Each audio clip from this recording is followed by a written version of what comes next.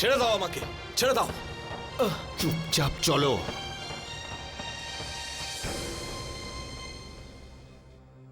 এ কি, তুমি আবার এসেছো? আমাকে এখানে কেন নিয়ে এলে? ছেড়ে দাও আমাকে, ছাড়ো। মনে হচ্ছে তুমি সত্যিই পাগল হয়ে গেছো। কেন জীবনটা দিতে চাইছো? আমি মরতে নয়, মারতে চাই। আর তুমি আমাকে থামালে কেন? আজ আমি তামুল প্রদেশকে এই অত্যাচারী রাজার হাত থেকে মুক্ত করতাম।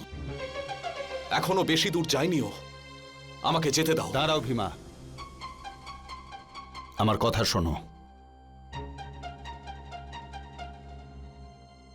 মনে হচ্ছে তুমি বিচার বুদ্ধি হারিয়েছো। মুক্তি তো তখনই তাকে দিতে পারবে যখন নিজে বেঁচে থাকবে। খুব সাহস তোমার, তাই না? একা চন্দ্রসেনের অত সৈন্যের সঙ্গে লড়ে পারবে? বলো, পারবে লড়তে? তুমি আমাকে চেনো না। আমি একাই চন্দ্রসেনের সেনাদের পরাজিত করতে পারি, একাই। আর এই রাজ্য তো আমিই ওকে দান করেছি। এটা আমারই জয় করা রাজ্য। অহংকার, খুব অহংকার তোমার নিজের শক্তি আর সামর্থ্য নিয়ে। এই অহংকারই তোমার বুদ্ধি নষ্ট করে দিচ্ছে। এটা আমার অহংকার নয়, আমার আত্মবিশ্বাস। মানুষের এটাই তো সমস্যা, সে নিজের দুর্বলতাকে ঢাকতে কত রকমারি নাম দিয়ে থাকে, আর শেষ পর্যন্ত নিজেকেই ঠকায়। এই শোনো, দাঁড়াও। ওই লোকটা এখানেই কোথাও আছে।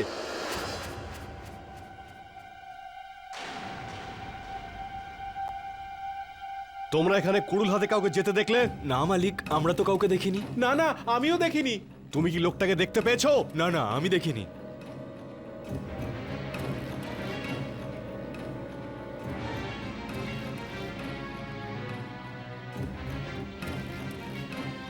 চলো।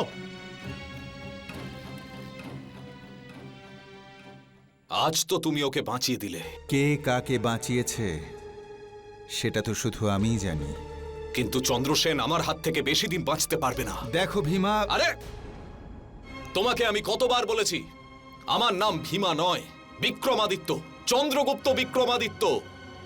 নিজের ক্রোধকে সংযত করো ভীমা, কারণ ক্রোধের ফলেই বিবেক আর বুদ্ধি দুটোই নাশ হয়।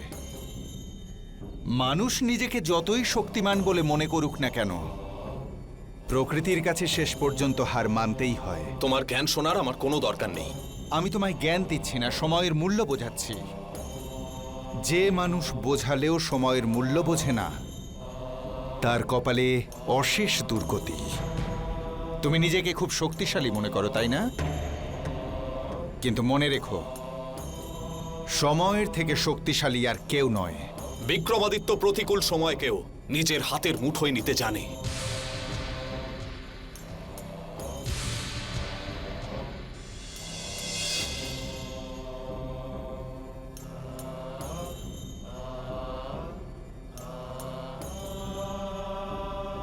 বিক্রমাদিত্য, আমার ধর্ম হলো তোমার কর্মের জন্য তোমাকে শাস্তি দেওয়া, আর আমার কর্ম হলো তোমাকে তোমার পতন থেকে বাঁচানো।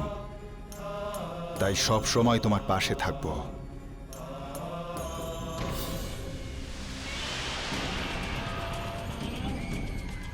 চন্দ্রসেন, চন্দ্রসেন,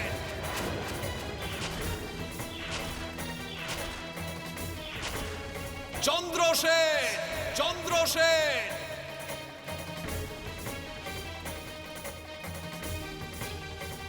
চন্দ্রসেন, চন্দ্রসেন।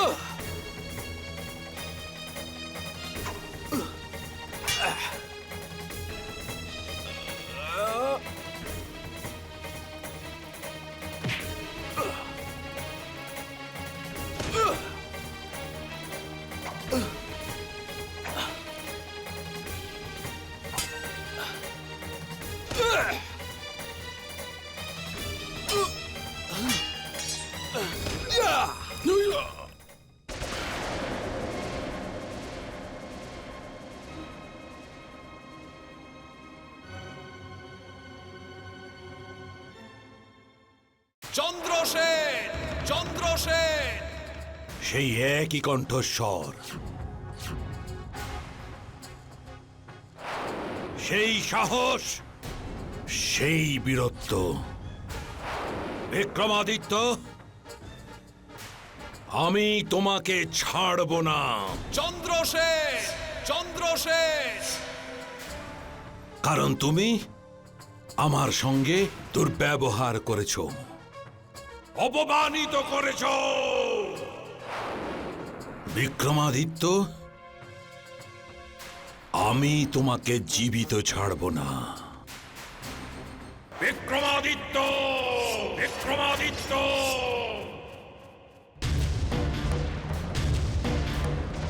বিক্রমাদিত্য,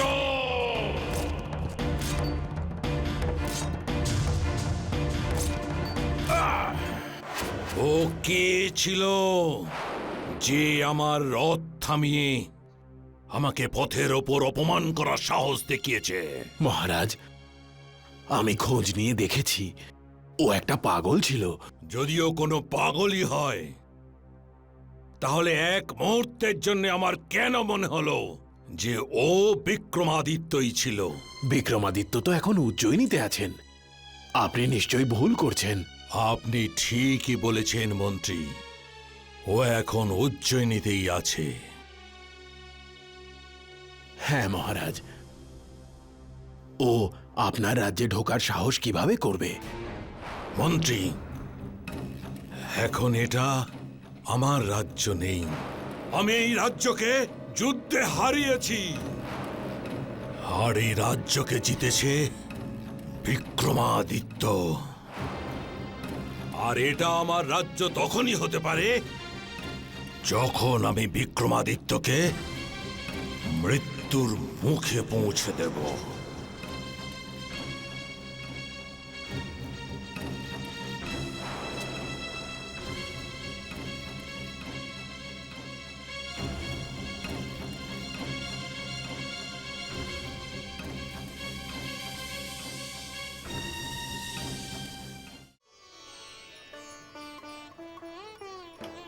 আরে কাকা, আমি কখন থেকে দাঁড়িয়ে আছি, আগে আমাকে তো ছাড়ো। আরে আমি তো আগেই কাকিকে মূল্য দিয়ে দিয়েছি, আগে আমার হিসাব করো যাতে আমি যেতে পারি। না না, ও তো অনেক পরে এসেছে। তুমি আগে আমার কার্ডগুলো তুলবে, আমি বলে দিচ্ছি কিন্তু। আরে ভাই, একটু অপেক্ষা করো না। ভীমা তো দুটোই হাত, এক এক করে সবাই কাট পেয়ে যাবে।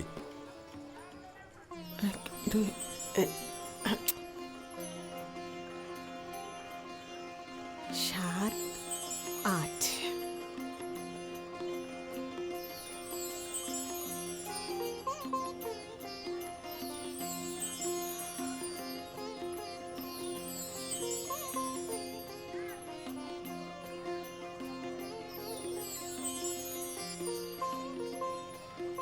আরে কাকি, তুমি তো এখন খুব বড় লোক হয়ে গেছো, অনেক অর্থ জমিয়ে ফেলেছো।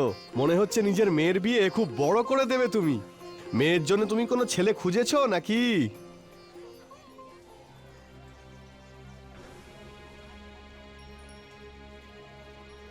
আরে এই মুখপুরি, আমি তোকে এই মুদ্রাগুলো গোনার কথা বলেছিলাম, আর তুই এখানে বসে বসে প্রাকৃতিক দৃশ্য দেখছিস। যা ভেতরে, যা যা ভেতরে। আরে একটু আগে তুই কি বলছিলি? আমি বলছিলাম তোমার মেয়ের জন্য কোনো ভালো ছেলে খুঁজে না পেলে তুমি আমাকে বলো। আরে আমার নিজের পিসির ছেলে আছে, লম্বা চড়া স্বাস্থ্যবান, একদম আমাদের এই ভীমার মতো। তুই কাঠ নে আর এখান থেকে যা, নিজের কাজ কর গিয়ে। দাঁড়ো, দুধলে পড়ছে, ছেলে পেয়েছি কি পাইনি, যা এখান থেকে। আরে কাকি, তুমি তো শুধু শুধুই রেগে যাচ্ছ, আমি তো তোমার ভালোর জন্যই বলছিলাম।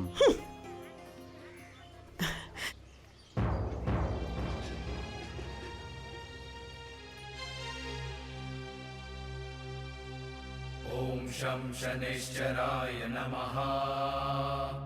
ওম শম শনৈশ্চরায় নমঃ। ওম শম শনৈশ্চরায় নমঃ। মহারানী, আমি আপনাকে শনি পুজোর পুরো বৃত্তান্ত বলে দিয়েছি। এবার আপনার উপর নির্ভর করছে যা আপনি কতটা শ্রদ্ধা আর ভক্তির সঙ্গে পালন করতে পারেন। মহর্ষি, আপনি আমাকে যা যা বলেছেন সেই সব কিছুই আমার কাছে বেদবাক্যের মতো। আমি সম্পূর্ণ ভক্তি আর নিষ্ঠার সাথে শনিদেবের আরাধনা করব। মহারানী, আপনি যদি চান তো এই পুজো এখানে থেকেও করতে পারেন, বা আপনার রাজ্য উজ্জয়িনীতে গিয়েও করতে পারেন। আমি তো আপনাকে বলবো আপনি উজ্জয়িনীতে ফিরে যান, কারণ ওখানে মহারাজও নেই। এই অবস্থায় আপনার উজ্জয়িনী থেকে এতদিন ধরে দূরে থাকা একেবারে উচিত হবে না। আমি আপনার সংকেত বুঝতে পেরেছি মহর্ষি। ঠিক আছে, আমি কাল সকালেই উজ্জয়িনীতে ফিরে যাব।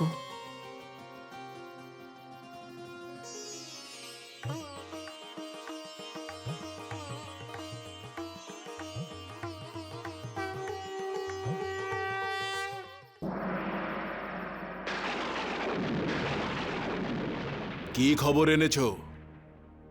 মহারানী মদন লেখা কাল সকালে রুদ্রান্তের আশ্রম থেকে বেরিয়ে উজ্জয়িনীতে ফিরে আসবেন। কিছু কি শুনলে তোমরা? হ্যাঁ মন্ত্রী মশাই।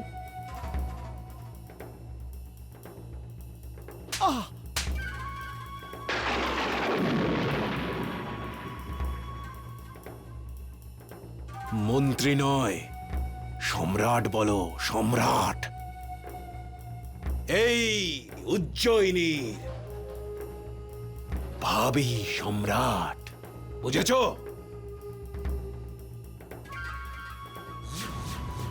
তাহলে তোমরা বুঝতে পেরেছ তো যে মহারানী মদন লেখা কোনো অবস্থাতেই রাজমহলে যেন ফিরতে না পারে।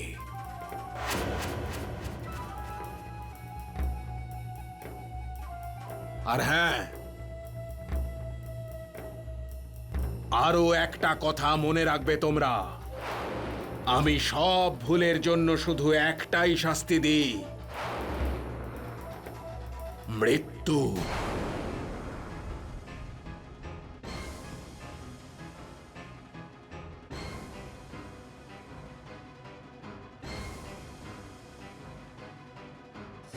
না বিক্রমাদিত্য, না মদন লেখা,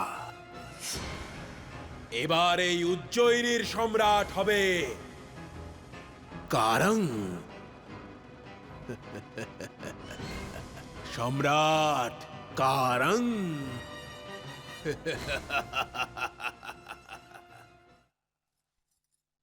না, আমি এই খাবার খাবো না। আমাকে সেই খাবার দাও যা আমি রোজ খাই। এমন কথা বলো না ভীমা, তোমাকে আমি যথেষ্ট ভালোবাসি। সারাদিন পরিশ্রম করে যখন তুমি বাড়ি ফেরো আর শুকনো রুটি খাও, তখন আমার খুব দুঃখ হয়। কিন্তু আমি কি করব? আমার স্ত্রীর সামনে আমি একেবারেই অসহায়। দেখো, না বলো না, খেয়ে নাও। দে মা, দে।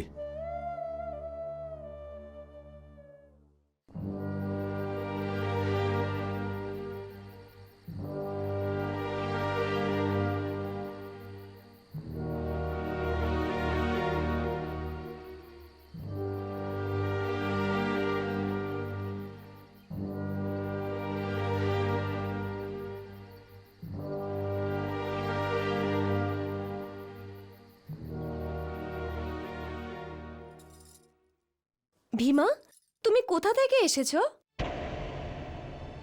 তুমি নিজের সম্বন্ধে কিছু বলো না কেন? আমি বলছি ওকে।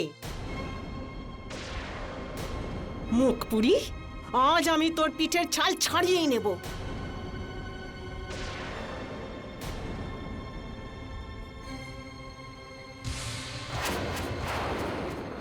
যা মুখে আসে তাই বলে দাও, একটু তো ভেবেচিন্তে কথা বলো।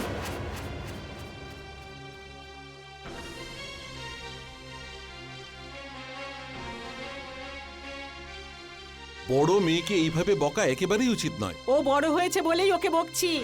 তোমার তো কোনো চিন্তাই নেই ওর জন্য। সারা দিন দোকানে বসে শুধু ওর দিকেই তাকিয়ে থাকে। দেখো, নিজের সন্তান সম্পর্কে এইরকম কথাবার্তা ভাবতে তোমার লজ্জা করছে না? আরে লজ্জা তো তোমার একদিন হবে, যখন ও আমাদের মুখে চুনকালি মাখিয়ে কারোর সাথে পালিয়ে যাবে। আমি বলে দিচ্ছি, 1 মাসের মধ্যে কোনো একটা ভালো পাত্র খুঁজে ওর সাথে বিয়ে দাও তুমি। যদি কোনো অঘটন ঘটে না, তাহলে আমার চেয়ে খারাপ কেউ হবে না, বুঝেছো তুমি?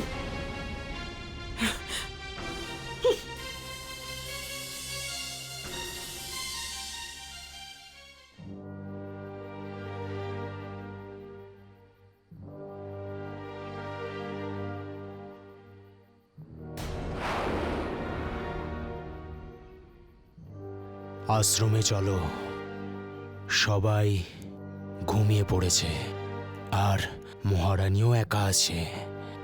এটাই ভালো সুযোগ, শেষ করে দাও ওকে।